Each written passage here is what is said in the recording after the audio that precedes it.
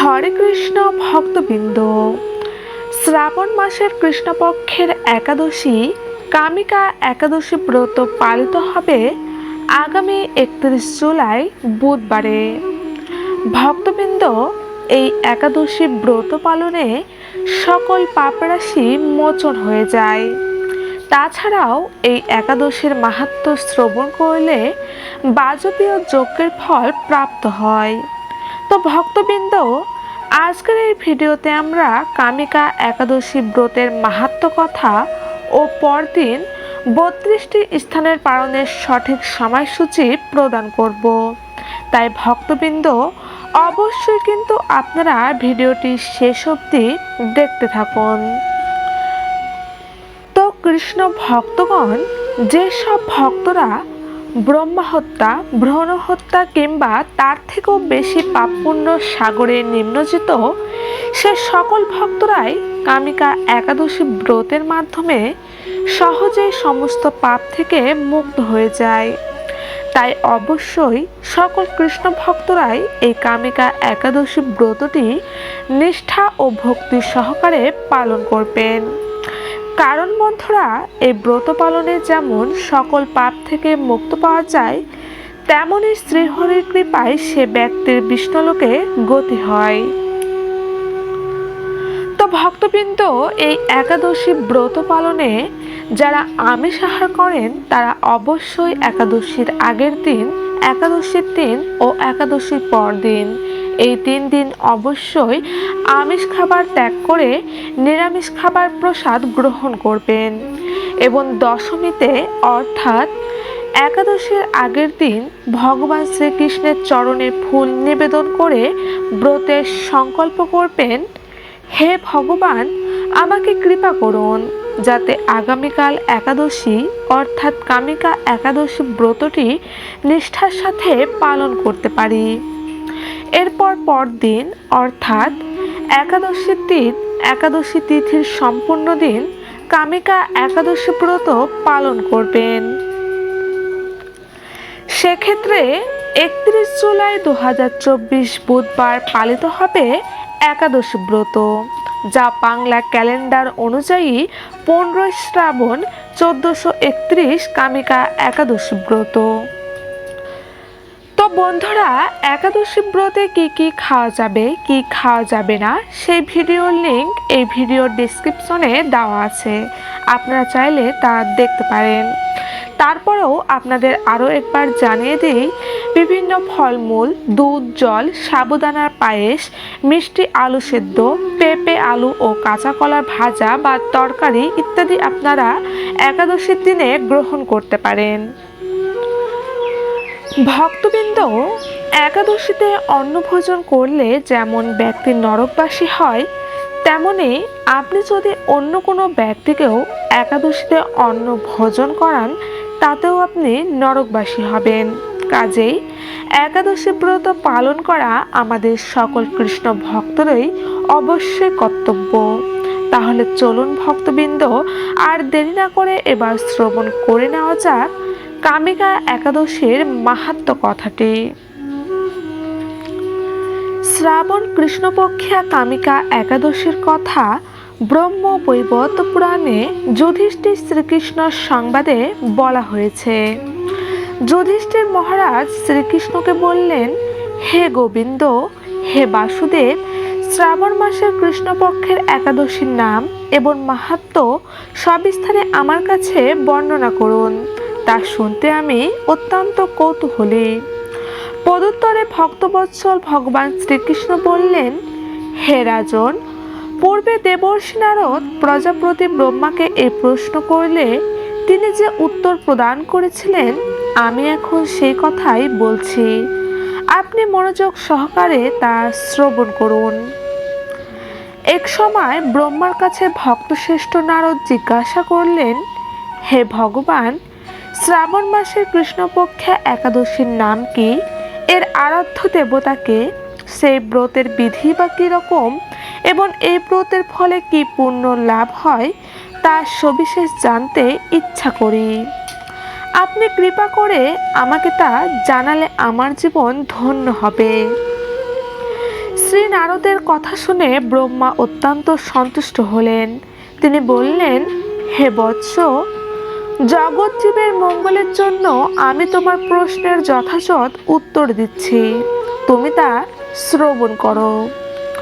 শ্রাবণ মাসের কৃষ্ণপক্ষে একাদশী কামিকা নামে জগতে প্রসিদ্ধা। এই একাদশীর মাহাত্ম্য শ্রবণে বাজপেয় যজ্ঞের ফল লাভ হয়।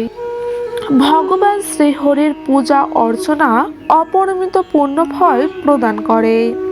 গঙ্গা, গোদাবরী, কাশী, নৈমিষারণ্য, পুষ্কর ইত্যাদি তীর্থ দর্শনের সমস্ত ফল একমাত্র কৃষ্ণ পূজার মাধ্যমে কোটিগুণ লাভ করা যায়। সাগর ও অরণ্যযুক্ত পৃথিবী দানের ফল, দুগ্ধবতী গাভী দানের ফল অনায়াসে এই ব্রত পালনে লাভ হয়।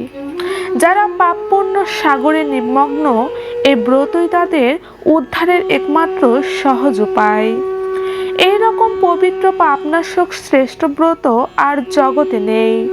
শ্রীহরি স্বয়ং এই মাহাত্ম্য কীর্তন করেছেন। রাত্রি জাগরণ করে যারা এই ব্রত পালন করেন তারা কখনো দুঃখ দুর্দশাগ্রস্ত হন না। এই ব্রত পালনকারী কখনো নিম্নজনে প্রাপ্ত হন না। কেশবপ্রিয়া তুলসী পত্রে যিনি শ্রীহরির পূজা করেন, পদ্মপাতায় জলের মতো তিনি পাপে নির্লুপ্ত থাকেন। তুলসী পত্র দিয়ে বিষ্ণু পূজায় ভগবান যেমন সন্তুষ্ট হন,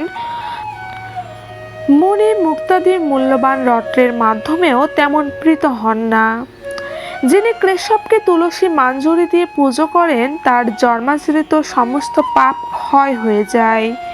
এই প্রসঙ্গে ব্রহ্মা বললেন, হে নারদ, যিনি তুলসীকে প্রত্যহ দর্শন করেন তার সকল পাপরাশি বিদরিত হয়ে যায়।